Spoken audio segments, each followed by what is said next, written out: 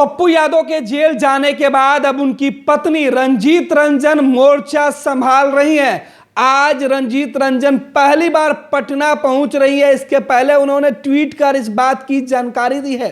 साथ ही साथ नीतीश कुमार को चेतावनी देते हुए लिखा है रंजीत रंजन की पप्पू यादव जो सेवा करते थे वो सेवा रुकने वाली नहीं है, चाहे पप्पू यादव जेल में रहे या बाहर। जिस तरीके से जरूरतमंदों को मदद के लिए पप्पू यादव दिन रात एक किए रहते थे, अब पप्पू यादव की कमान उनकी पत्नी संभालने आ रही है।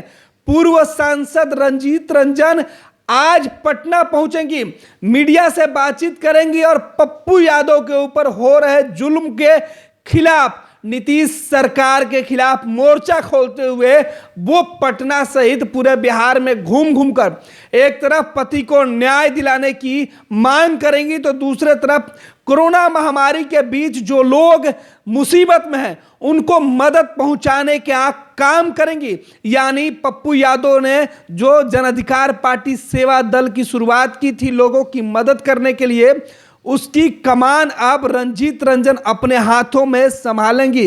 रंजीत रंजन ने अपने ट्विटर अकाउंट पर सीधे तौर पर ट्वीट करते हुए लिखा है कि मैं आज पटना आ रही हूं। पप्पू यादव जी पर हुक्मरानों के जुल्म सितम के बावजूद लोगों को मदद अनवरत मिलती रहेगी। कोरोना के दौर में मानवता को बचाना प्रथम लक्ष्य है। प्रेस से संवाद कर सरकार को आज बेनकाब करूंगी।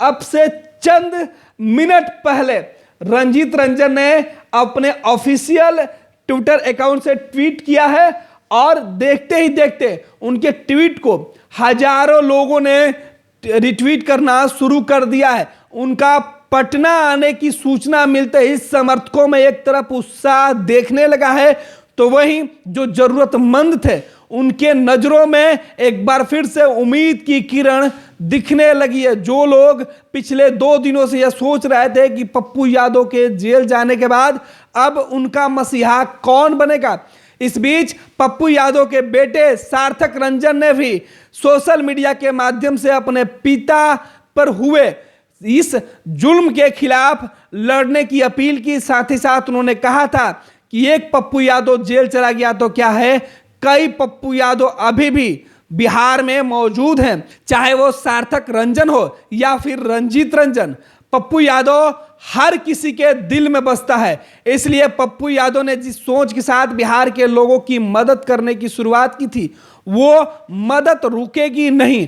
हर कोई उसमें मिलकर उस रास्ते को और आगे बढ़ाएगा, जरूरतमंदों को मदद किया जाएगा। ऐसे में रंजीत रंजन ने सीधे तौर पे सरकार को चेतावनी दी है। यह चेतावनी सीधे तौर पे नीतीश सरकार और बिहार के भाजपा के नेताओं को है। रंजीत रंजन का कहना था कि मैं आज खुद पटना आ रही हूं, जिसको रोकना है रोक ले, क्योंकि पप्पू यादव के ऊपर जो मुकदमे दर्ज किए गए थे उसमें सीधे तौर पे पहले था कि पैंडेमिक एक्ट यानी महामारी के दौर में बाहर निकलकर लोगों से मिलना, उनकी मदद करना जैसे अपराध पप्पू यादव पर लगाए गए थे। वहीं रंजीत रंजन का कहना है कि वो इन तमाम चीजों से डरने वाली नहीं है, वो आज पटना पहुंचेंगी और इसके बाद पप्पू यादव पर जो सरकार यानी जो हुक्मरान है, जो जुल्म सितम कर रहे हैं, जो जुल्म उनके ऊपर किया जा रहा है, पप्पू यादव को जो सताया जा रहा है उसका वो बेनकाब करेंगे। यानी सीधे तौर पे उन्होंने कहा है कि लोगों की मदद वो जो पहले पप्पू यादव कर रहे थे वो मदद अब भी जारी रहेगा इस महामारी के दौर में। और सीधे तौर पे सरकार जो साजिश की हुई है, जिस बात की जानकारी जन अधिकार पार्टी के नेता दे रहे थे, जो आरोप लगा रहे थे, उनका सीधे तौर पे कहना है कि जो साजिश सरकार के लोग किए हैं उसका बेनकाब करूंगी। यानी रंजीत रंजन आज पटना में नीतीश कुमार और बीजेपी नेताओं के सामने खड़े होकर चुनौती देंगी। उनके साजिशों का पर्दाफाश करने के लिए पटना पहुंच रही है।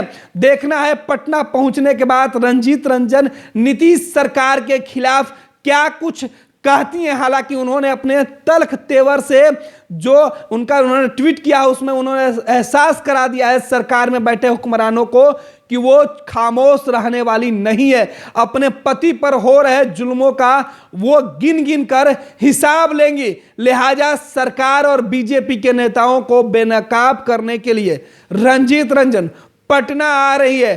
पप्पू यादव की पत्नी है, पूर्व सांसद हैं और सीधे तौर पे नीतीश सरकार और बिहार के बीजेपी, साथ ही साथ पप्पू यादव के खिलाफ बोलने वाले लोगों के खिलाफ मोर्चा खोलने रंजीत रंजन पटना आ रही हैं। देखना है कि रंजीत रंजन के पटना आने के बाद उनके समर्थकों के बीच जो उदासी है वो दूर होती है। जो मदद की उम्मीद पप्पू यादव से लोग लगा रहे थे वो मदद एक बार फिर से शुरू होती है या नहीं।